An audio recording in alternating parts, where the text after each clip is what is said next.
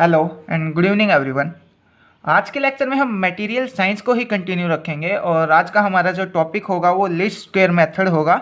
और ये topic exam point of view से बहुत ज़्यादा इंपॉर्टेंट है। ये काफ़ी टाइम एग्जाम में 8 मार्क्स के अंदर पूछ लिया जाता है और ये लास्ट टाइम भी CBLU यूनिवर्सिटी के अंदर 8 मार्क्स में पूछा गया था और साथ में इसकी जो अप्लीकेशन है वो भी पूछी जाती है। तो स्टार्ट करते हैं। स्टार्ट करने से पहले मैं आपको एक बात बता दूं, ये जो टॉपिक है इसको तैयार करने के लिए मेरे को इतना ज़्यादा टाइम नहीं मिला है क्योंकि 1 या 2 दिन के बाद किसी स्टूडेंट्स का पेपर था तो उसकी ये रिक्वेस्ट थी। तो जितना मैं समझ पाया हूँ इतने कम टाइम में उतना मैं आपको समझाने की कोशिश करता हूँ। तो स्टार्ट करते हैं। फर्स्ट ऑफ ऑल हम बात करते हैं लीस्ट स्क्वायर मेथड का इंट्रोडक्शन क्या है, इसको फर्स्ट टाइम कब इन्वेंट किया गया। तो लीस्ट स्क्वायर मेथड को फर्स्ट टाइम 1794 के अंदर एक जर्मन मैथमेटिशियन थे CF गोस, उन्होंने इसको फर्स्ट टाइम इन्वेंट किया था, पर अनफॉर्चुनेटली वो इसको पब्लिश नहीं करवा पाए। उसके बाद कुछ टाइम बाद 1806 के अंदर 1806 के अंदर एक फ्रेंच मैथमेटिशियन थे लीजेंड्रे, उन्होंने इसको डिस्कवर किया और डिस्कवर करने के साथ साथ इसको पब्लिश भी वहाँ पे करवाया। तो स्टार्ट करते हैं first of all first point से। तो the famous German mathematician CF Gauss has invented the method of least square as earlier 1794। ठीक है, तो जर्मन के मैथमेटिशियन थे CF Gauss, उन्होंने इसको फर्स्ट टाइम इन्वेंट किया था लीस्ट स्क्वायर मेथड को, but unfortunately he did not publish the method. ठीक है, तो उन्होंने इस मेथड को पब्लिश नहीं करवा पाए, किसी भी रीजन से वो इस मेथड को पब्लिश नहीं करवा पाए। उसके बाद in the main time the method was discover and publish in 1806 by the French mathematician Legendre. और उसके बाद कुछ टाइम के बाद 1806 के अंदर फ्रेंच मैथमेटिशियन थे लीजेंड्रे, उन्होंने इसको पब्लिश भी करवाया, डिस्कवर भी किया और इसको पब्लिश भी करवाया। उसके बाद next point, the basic idea of the method of least square is easy to understand. अब हम ये जो लीस्ट स्क्वायर मेथड है इसको समझने के लिए कुछ एक बेसिक सा अप्रोक्सीमेशन लेके चलेंगे। और वो बेसिक आइडिया क्या होगा हमारे पास यहाँ पे कोई एक क्वांटिटी है, मान लिया कोई भी एक क्वांटिटी है, इस क्वांटिटी को अलग अलग पर्सन ऑब्जर्व करेगा, मेजर करेगा। मान लीजिए यहाँ पे कोई भी हम एक एक्सपेरिमेंट परफॉर्म करते हैं, जैसे केमिस्ट्री में हम कोई भी एक्सपेरिमेंट परफॉर्म करते हैं तो वहाँ पे हम सेम क्वांटिटी को, बहुत सारे स्टूडेंट सेम क्वांटिटी को मेजर करते हैं। क्वांटिटी सेम है पर जो स्टूडेंट मेजर कर रहे हैं उनका जो रिजल्ट है वो सबका अलग अलग आता है। या फिर काफ़ी टाइम ये होता है एक ही पर्सन उस क्वांटिटी को बार बार मेजर करता है और उसका जो रिजल्ट आता है वो बार बार वेरी करता रहता है, वो हर बार उसका रिजल्ट अलग अलग आता है। तो यहाँ पे यही बता रखा है हमने इसको समझने के लिए। When several people measure the same quantity, कुछ पर्सन है, कुछ स्टूडेंट भी हो सकते हैं या कोई भी हो सकता है, वो सेम क्वांटिटी को मेजर करेंगे, they unusual do not obtain same result. पर जो बंदे उसको मेजर करेंगे उस क्वांटिटी को, उनका जो रिजल्ट आएगा वो सबका अलग अलग रिजल्ट आएगा। फर्स्ट पर्सन का अलग आएगा, सेकंड का अलग आएगा, थर्ड का अलग आएगा। In fact if the same person measure the same quantity several time the result will very. Means अगर एक ही बंदा उस क्वांटिटी को बार बार मेजर करता है तो उसी बंदे का जो रिजल्ट है वो बार बार वेरी करेगा, हर बार उस बंदे का रिजल्ट अलग अलग आएगा। उसके बाद नेक्स्ट पॉइंट में ये बता रखा है इस मेथड का यूज हम एरर को निकालने के लिए करते हैं। मीन्स यहाँ पे क्या होगा, हमारे पास दो वैल्यू होंगी, एक तो एक्सपेरिमेंटल वैल्यू होगी, एक उस क्वांटिटी की ट्रू वैल्यू होगी। एक तो हमने ये जो क्वांटिटी है इसको मेजर किया, एक वो वैल्यू होगी, एक इस क्वांटिटी की जो बिल्कुल ट्रू वैल्यू है। हम इन दोनों के बीच में डिफरेंस देखेंगे, डिफरेंस कितना आएगा, जो डिफरेंस आएगा उसी को हम यहाँ पे एरर भी बोलेंगे। तो the method of least square give a way to find the best estimate assuming that the error are random और अनबायस। मीन्स यहाँ पे हम ये जो लीस्ट स्क्वायर मेथड है इसका यूज हम एरर को फाइंड करने के लिए करेंगे, किस टाइप का एरर हमारे पास है। और यहाँ पे क्या देखेंगे, the difference from the true value. एक तो हमारे पास मेजर वैल्यू होगी, दूसरा हमारे पास ट्रू वैल्यू होगी और उन दोनों के पीछे में हम डिफरेंस देखेंगे। ठीक है, उसके बाद नेक्स्ट पॉइंट पे चलने से पहले हमें इसका एक छोटा सा ग्राफ होगा, उस ग्राफ के बारे में देखना होगा। वो ग्राफ क्या बताएगा, हमें कुछ डाटा दे रखा होगा, उस डाटा के बारे में वो ग्राफ हमें एक्सप्लेन करके बताएगा या उस डाटा के थोड़ा सा इन्फॉर्मेशन हमें देगा। तो हमने यहाँ पे अलग अलग पॉइंट्स मान ली, ये हमारे पास एक कर्व है, ये हमने एक फिटिंग कर्व मान लिया हमारे पास, ये वाला जो दिखाई दे रहा है आपको। यहाँ पे हमने इसके पास में अलग अलग पॉइंट मान लिए, यहाँ पे D1 पॉइंट है, कहीं पे D2 पॉइंट होगा, यहाँ पे D3, D4, D5 so on, यहाँ तक ये जो लास्ट पॉइंट है ये हमने DN पॉइंट मान लिया। अब ये जो D1 पॉइंट है, इस D1 पॉइंट की इस कर्व से कितना डिस्टेंस है, x1 y1 डिस्टेंस है इस कर्व से, ठीक है। ये जो यहाँ पे कर्व है, इस कर्व से जो D1 पॉइंट की डिस्टेंस है वो कितना मान लिया हमने, x1 y1। Same as it is कहीं पे D2 पॉइंट होगा, उस D2 पॉइंट की जो डिस्टेंस होगी वो क्या हो जाएगी, x2 y2, x3 की क्या होगी, x3 y3 सो ऑन।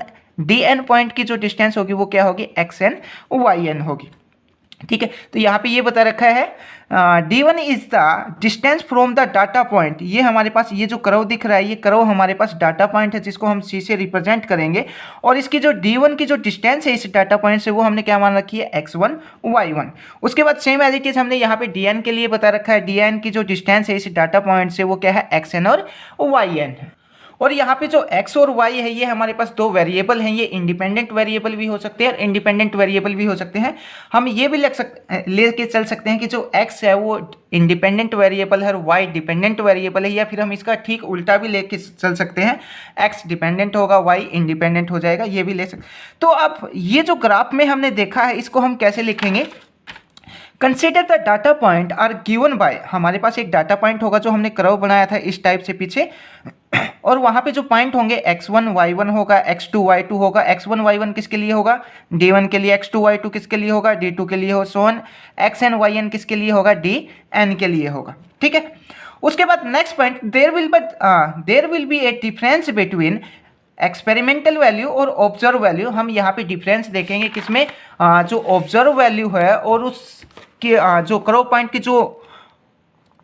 जो ट्रू वैल्यू है इनके बीच में डिफरेंस देखेंगे। या फिर इस पॉइंट को ऐसे लिख सकते हैं, difference between observe value and theoretical value. Theoretical value के बीच में डिफरेंस देखेंगे और जो डिफरेंस आएगा उसको हम एरर बोलेंगे और उसको हम D1 से डिनोट कर देंगे। We denote this difference by D1 which is sometime refer to deviation error. और यहाँ पे जो इन दो वैल्यू के बीच में जो डिफरेंस आएगा उस डिफरेंस को क्या बोलेंगे, एरर बोलेंगे, डेविएशन बोलेंगे। आइदर ये जो डिफरेंस आएगा ट्रू वैल्यू और मेजर वैल्यू के बीच में या ऑब्जर्व वैल्यू के बीच में जो डिफरेंस आएगा वो मे भी पॉजिटिव हो सकता है, नेगेटिव हो सकता है या फिर जीरो हो सकता है। उसके बाद हम इसकी डेफिनेशन देखते हैं, इसकी डेफिनेशन क्या होगी। तो नेक्स्ट पॉइंट में डेफिनेशन बता रखी, ऑल कर्व अप्रोक्सीमेशन एक गिवन सेट ऑफ डाटा, जितने भी हमारे पास कर्व होंगे वो कर्व हमें एक गिवन एक पर्टिकुलर डाटा देगा। ऑल कर्व अप्रोक्सीमेशन एक given set of data means हमारे पास ये एक कर्व है और ये कर्व हमें बहुत सारा डाटा देगा, बहुत सारे पॉइंट देगा और उस पॉइंट के बेस के ऊपर हमें कुछ ना कुछ डाटा मिलेगा। The curve having property that D1 का स्क्वायर प्लस D2 का स्क्वायर प्लस Dn का स्क्वायर। और ये जो D1 है ये क्या मान रखा है, ये D1 मान रखा है। हमारे पास ये एक कर्व था और यहाँ पे जो फर्स्ट पॉइंट लेके चले थे वो क्या पॉइंट माना था हमने, D1। और उस ट्रू वैल्यू और उस मेजर वैल्यू के बीच का जो डिफरेंस है वो भी हमने क्या माना है, D1 माना है।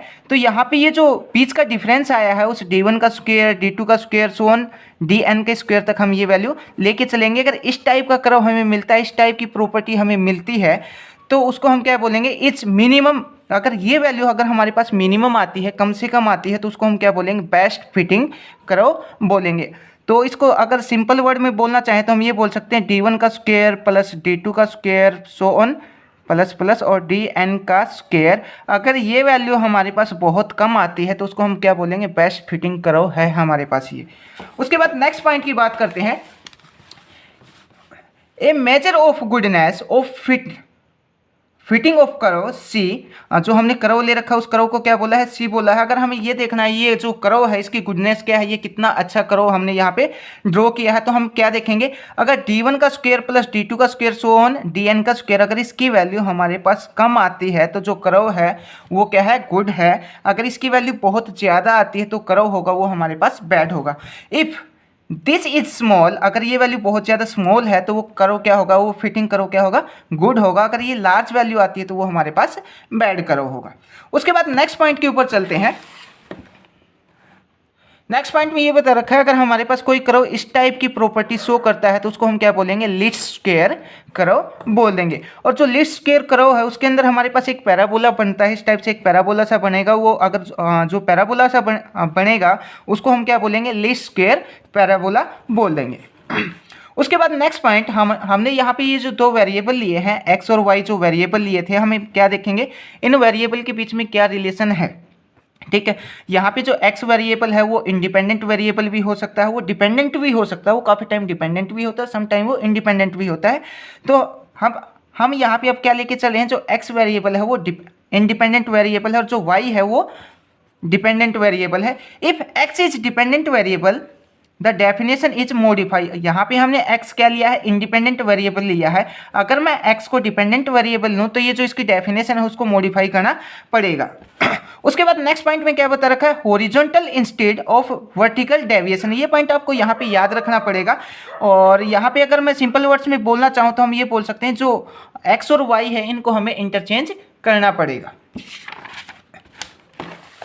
और ये जो अलग अलग वैल्यू है, मीन्स हमने एक बार जो x है उसको डिपेंडेंट लिया है, एक बार हमने x को इंडिपेंडेंट लिया है, तो इनके लिए जो लीस्ट स्क्वायर कर्व होगा वो दोनों के लिए अलग अलग होगा। इस पॉइंट में यही बता रखा है, this two definition generally leads to difference least square curve. इन दोनों के लिए हमारे पास अलग अलग कर्व होगा।